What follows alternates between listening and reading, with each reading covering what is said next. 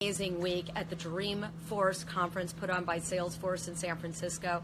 And I just wanted to share with you a couple of tips that I learned, particularly the number one reason your deal didn't close. Now, there's probably many reasons. It could be a lack of preparation, mental preparation.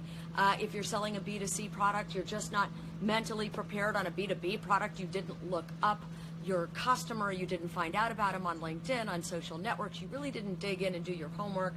A second one, and I am going to get to the biggest one, the second big one I see a lot of and that I heard a lot about is we offer the customer benefits that aren't of value to them.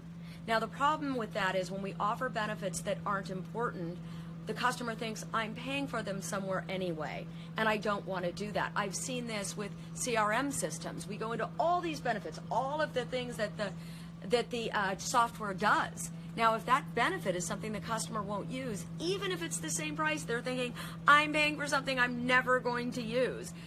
You might be selling vacations. You might talk about a benefit that's not important. You may be selling cars. Don't go through all the gizmos and gadgets until you find out through discovery exactly what is important to your customer.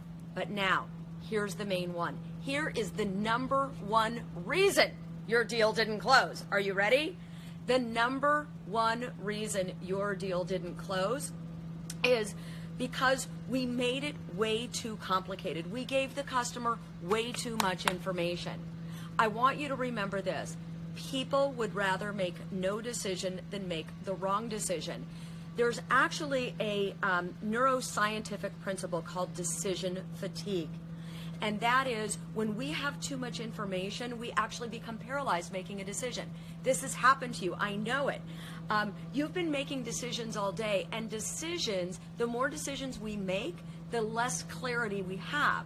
The old school notion of sales said, get lots of yeses through the sales process so you can get the big no at the end. This isn't the case.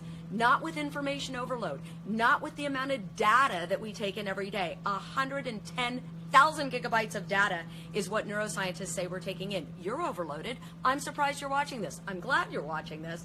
But let me tell you something. We're taking in the equivalent, you are, of 175 newspapers a day. So what that means in the sales process is be very particular about the information that you give your client. Only answer questions that they ask.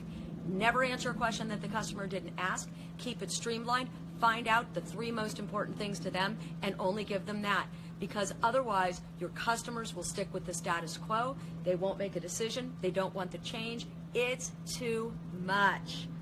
I'm Shari Levitin telling you to close that deal by editing, keeping it simple and streamlined so you and your customers can focus. Thank you and have a great weekend.